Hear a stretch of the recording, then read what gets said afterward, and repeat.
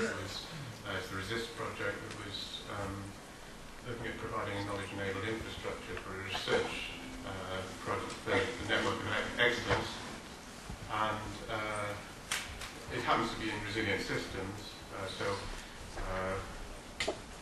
the knowledge base behind it is angled towards that.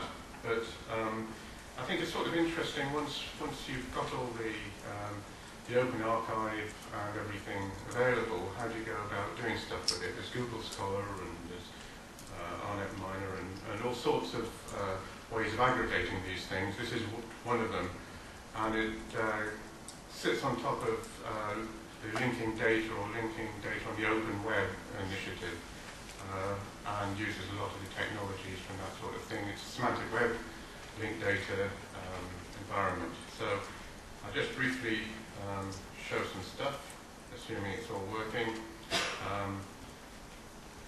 One of the things you might do is go to something like RAW and look up some archives of open archive stuff, and you might use various protocols to try and harvest these things.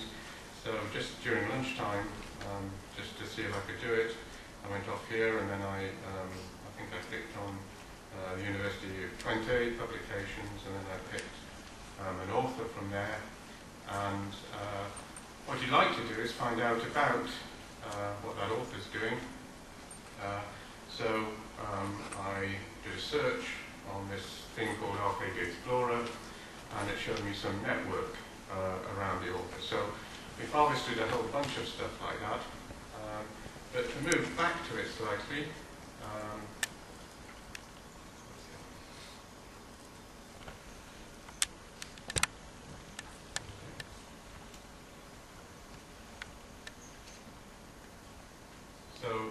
this is the sort of thing that we would look at, and what we're trying to do is take all the publications and then link them with other interesting data sources.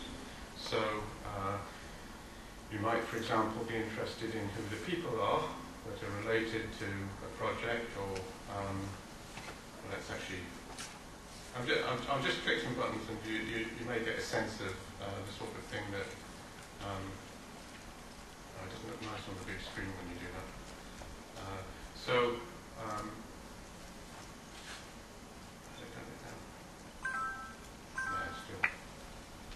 okay, so as I said, it's a very cheap Mac. So we went to, I'm sorry, I can't spell this, pronounce this person's name.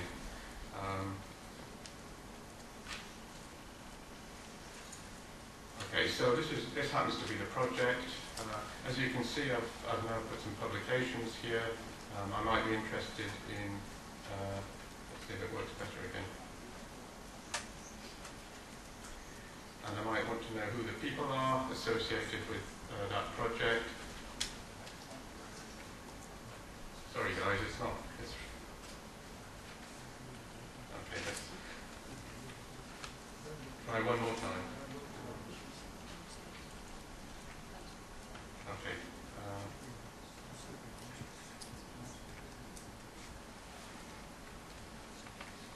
Whereas can I withdraw and come back in a couple of minutes, in a later session?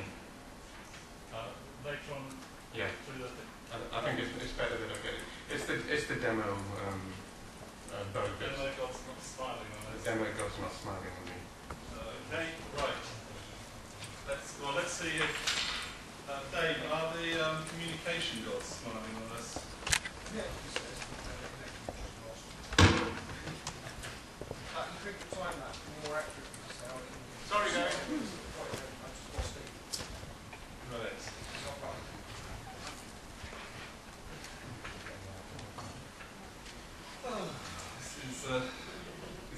This is great.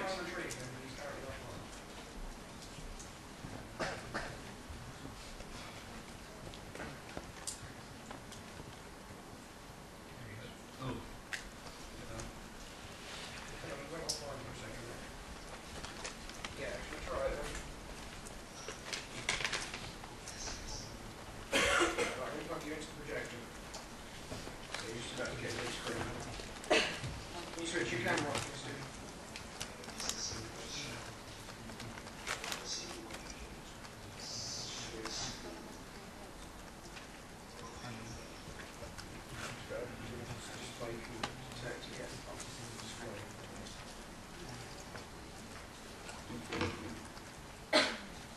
so we're about to get, I hope, Stephen Harnad appearing from what will look like his underground lair, but is in fact his home in Montreal.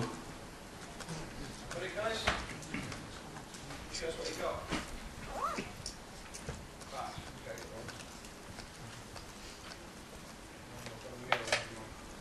put it on my screen.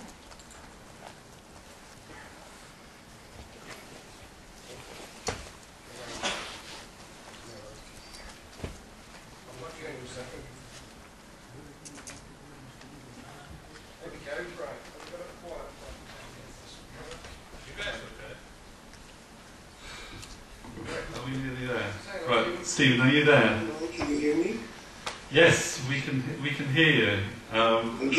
Can you see my transparencies? It's been a long time since anyone's called them transparencies, but yes, we can see your slides. Great. So Stephen Harnad holds chairs in both at the University of Southampton and at the University of Quebec at Montreal, where he is at the moment. He's a cognitive scientist who's been working in the field of symbol grounding and the attempt to explain cognition in terms of sort of where it's not turtles all the way down. Where does it bottom out? How do you actually understand things as root concepts, as it were, when they're grounded in the sensory motor experience? Stephen can explain this a lot better than I can. But in his spare time, he's been trying to revolutionise the world through this movement known as open access, and he writes extensively and speaks extensively on the subject. I invited him to give this talk because it's looking at the impact of the web, not just through open access, which is what many people know him for, but in looking at the actual cognitive experience. So Stephen, welcome, thanks very much, and I hope you're actually still there and that the connection hasn't failed. I'm still here. I'm still here. Can you hear me? Yes. Yes, we can hear you.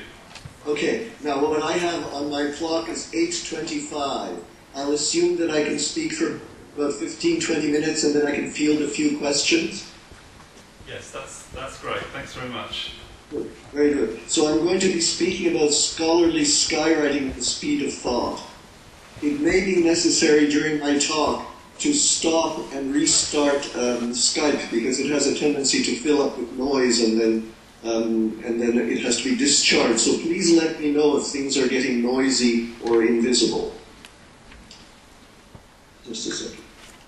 I am not going to speak about Bill Gates or business, but I couldn't resist putting this up to show you the way that the concept of the speed of thought has been co-opted by industry. I'm speaking about speed of thought in a rather different sense, in an evolutionary sense, and in a cognitive sense.